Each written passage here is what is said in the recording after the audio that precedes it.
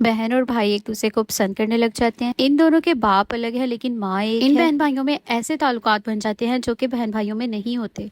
किसी को घर में कानो कान खबर नहीं होती, और खबर भी कैसे होती। अक्सर माँ बाप बहनों को भाइयों के सुपुर्द करके जाते हैं कि बेटा हम जा रहे हैं, तुम अपनी बहन का ख्याल रखना। ऐसा तो वहमो गुमान में भी नहीं आता कि ऐसा भी हो सकता है। माँ अपनी बेटी का रिश्ता तलाश करती है तो इन दोनों में हलचल मच जाती है कि हम दोनों तो एक दूसरे को पसंद करते हैं, अगर ये रिश्ता हो गया तो हम क्या करेंगे। और ये दोनों ये सोच कर कि ये ऐसी बाइस शर्मिंदगी की बात है कि हम किसी से शेयर भी नहीं कर सकते, हम दोनों घर से भाग जाते हैं। अब ये दोनों बहन भाई घर से भाग गए।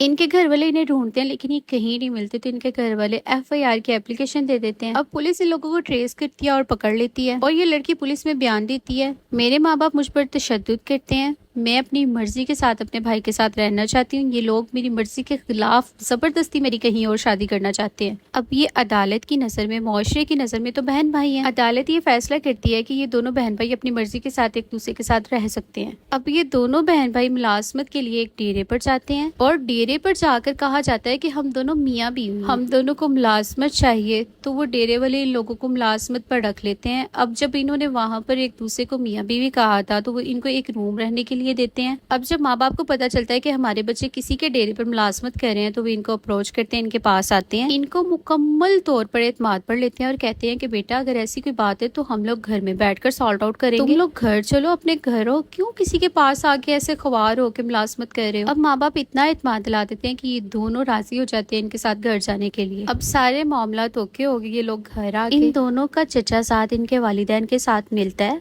कि हमें पता चला है कि इन दोनों के आपसी ताल्लुकात थे जिसकी वजह से ये लोग घर से भागे, और जहाँ पर मुलाजमत कर रहे थे वहाँ पर भी इन्होंने एक दूसरे को मियाँ बीवी बताया था। तो अब क्या करना है। इनके चचा साथ कहते हैं ये तो है ही वाजिबुल कत्ल है, इन लोगों को तो कत्ल करके हम लोगों को सवाब होगा, ये लोग तो बाइस से लानत बनेंगे, इनको तो फौरन मार देना चाहिए और इस तरह से कत्ल करना चाहिए कि ये एक इबरत का निशान हो। फिर फैसला हुआ कि जब ये लोग आज रात सोएंगे हम इनको कत्ल कर देंगे, हम इनकी वजह से और ख्वार नहीं हो सकते, जिल्लत के जो तमाचे हमारे मुंह पर पड़ने हैं वो हम नहीं खा सकते। बहुत से लोगों के मुताबिक अभी एक अच्छा फैसला था। ये दोनों सोते हैं, वो लोग आते हैं, पहले बेटे का गला दबाते हैं, फिर बेटी का गला दबाते हैं, तस्दीक करते हैं कि इन दोनों की जान खत्म हो गई है। बेटे का जो बेजान जिस्म है उसको उठाते हैं, दरख्त के साथ लटका देते हैं, लाइक खुदकुशी का कोई रंग देने के लिए। बेटी को वहीं जमीन पर फेंकते हैं और माँ बाप फरार हो जाते हैं। अब 2 कत्ल तो हुए हैं, 2 जाने तो गई हैं। पुलिस वालों ने जब अपनी नफरी भेजी, तफ्तीश की, तो उनके माँ बाप को ट्रेस किया, उनको धरा, फिर उन्होंने इस चीज को इकरार किया कि हमने अपने बेटे और बेटी का खुद अपने हाथों से गैरत के नाम पर कत्ल किया। ये ना सिर्फ बताने वालों के लिए बल्कि सुनने वालों के लिए भी बाइस शर्मिंदगी थी कि एक पाक रिश्ता बहन भाई का